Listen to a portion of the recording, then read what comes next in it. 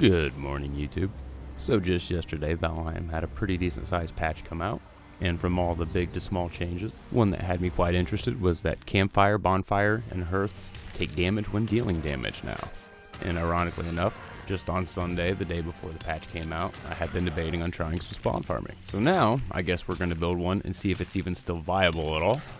Once we get this fully built and enclosed, we're going to fill the fires completely, walk away for a little bit and let it do its thing.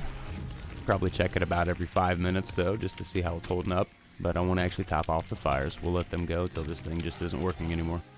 And I'm sorry about the left edge of the screen getting cut off over there. I just put OBS on my new computer and I did not have the correct resolution set. I recorded this without the preview enabled, so I didn't even notice. It won't happen again, I promise. This was actually a pretty rough build, just considering the fact that you are under assault continuously, basically until you've got this thing completely walled off. There wasn't really any point through building this that I imagined it would actually be worth it, but did it anyways just for you guys. And if you couldn't already tell, the first step was definitely just entrenching this thing. Once you've kind of got a decent trench around it, at least the enemies that do spawn get stuck down in it, more or less. Makes it a little bit easier to kind of control and deal with them. Or at least hop out of there and get away.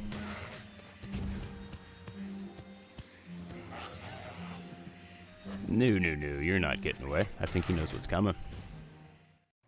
Okay, now that we do have this trench finished and somewhat level, take care of him real quick. It is time to start putting some fires down. I think we'll actually be able to tell pretty early on whether these fires will be a viable method or not. Just standing up top and cleaning them out with the bow for a little bit actually got me quite a bit of resources. I wouldn't doubt if that actually ends up being more efficient than the fire method. And obviously standing up top with the bow is not an AFK method, but if fires get destroyed and don't actually yield a resource return, then you will actually spend more resources building fires than you would receive from loot drops. It is pretty nice to get these first fires up though. It's already calming the aggro down a little bit. I probably could have stopped the build here, honestly. I think it was good enough for the experiment. It kept the enemies that it spawned contained down in a fire, which was all that it needed to do. Oh, it is not a good time for rain, ladies and gentlemen. The first little walled off base is up, but that just put every single fire out. This first little layer of wall here is only temporary.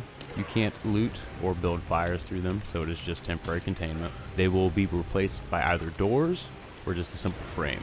Then I will raise the height one full wall up, dig this out a little bit more, and then put a roof on it. That way it'll kind of turn this into a little cave. And now to my least favorite part, which is trying to put in a round floor. I am absolutely terrible at this. Had a little bit of practice, but I'm still just not good at this, as you can clearly tell. And I do have the foundation level of walling replaced with doors, so I can build fires and loot through them. But at this point, I have decided that I'm going to change and put base frame up. It'll be more or less like a window blocking them in, but giving me room to interact and build fires. So just a couple steps left now. I'll finish this up, catch up with you in a minute, and we will test this out. Kill cave complete. We have a full fire ring and every fire is full. I guess we did have one end up in between two fires, but I can't really place one there. He's bound to misstep at some point though. Probably best to double check real quick and make sure that all the fires are full. Before we take off and just let this do its thing though, I am kind of curious to see if just killing one single Grey Dwarf will consume a fire. Well, I think I just heard one go down. That fire is still up. Okay, so we know a fire can at least take out one Grey Dwarf. Well, two other fires did decide to go out though. Yeah, that was actually pretty fast, and both of those fires were full. Kind of seemed like one fire might be able to get two Grey Dwarfs before it goes out. Just kind of heard those fires go out. I didn't actually see it. Either that or one Grey Dwarf ran through two fires and took them both out. Let's check these fires over one more time, and then we'll let it go for 4 to 5 minutes. I really don't imagine it lasting much longer than that anymore, honestly. Alright, let's empty our inventory out a bit and let it go.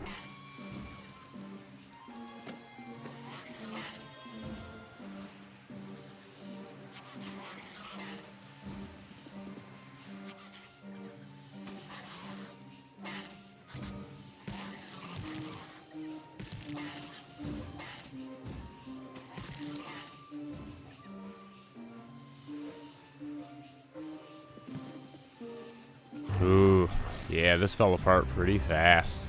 And there is really not much here to show for it. Looks like yesterday's update. It's just completely shut spawn farming down. Well, kind of sad that I never got to reap the rewards of this, but at the same time it does kind of feel somewhat cheap, you know? And there you have it. Is spawn farming still viable? I would say no. There are plenty of other ways to gather wood or resin if you need them. And I do actually already have a video up on tree farming. If you're interested in building up an almost unlimited supply of wood, you should go check that out. I'll throw a link for it at the end here, which we have now reached. I would like to thank everyone again for watching. Hopefully you enjoyed the video and learned a little bit from it. Now you don't have to waste any of your own time trying this. If you liked the video, don't forget to click like to let me know that you did, and subscribe to catch more videos. Later.